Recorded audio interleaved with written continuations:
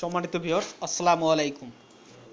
আমার সামনে যিনি আছেন ইনি হচ্ছে আব্দুল করিম। ইনার আগে কিছু ভিডিও আমি আপনাদেরকে দেখিয়েছিলাম।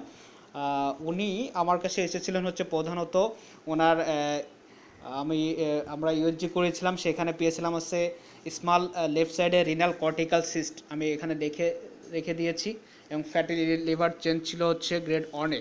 তো এটা 2022 সালের রিপোর্ট ছিল যদিও। তো যাই হোক, এরপর হচ্ছে বাকার সিস্ট ছিল একটা। তো সব মিলিয়ে আমি ওনাকে চিকিৎসা দিয়েছি প্রায় 6/9/2023, তার মানে 2 মাসের কাছাকাছি সময়ে ওনাকে আমি চিকিৎসা দিয়েছি। অবশ্যই এখানে তথ্যগুলো রয়েছে 2 মাসের বেশি সময় আমি চিকিৎসা দিয়েছি অ্যাভারেজ। তো এই চিকিৎসা সেবা গ্রহণ করার ফলে যদিও ওনার মধ্যে যে সিমটমগুলো সেই সময় ছিল এখন নেই, তবে আজকে আমি ওনাকে আবার আলট্রাটা করতে দিয়েছি।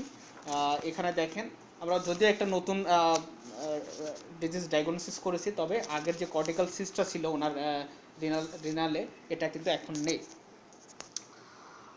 তো ওনার এখন যেটা আমরা পেলাম সেটা হচ্ছে হ্যাপাটোমেগালি, মাইল্ড পর্যায়ে আছে। তবে ওনার যে কর্টিক্যাল সিস্ট ছিল রিনালে এইটা আমরা এই রিপোর্টে পাইনি। তার মানে ওনার যেহেতু এই সিমটমগুলো ওর মধ্যে নেই, আলহামদুলিল্লাহ এটা কিওর হয়ে গিয়েছে।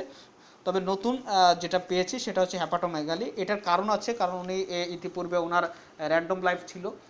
আমরা অতীত ইতিহাসগুলো যখন নেই তখন জানতে পারি যে উনি অনেক বেশি মানে বেসিক্যালি হচ্ছে এনার অ্যালকোহলিক ফ্যাটি লিভার ছিল।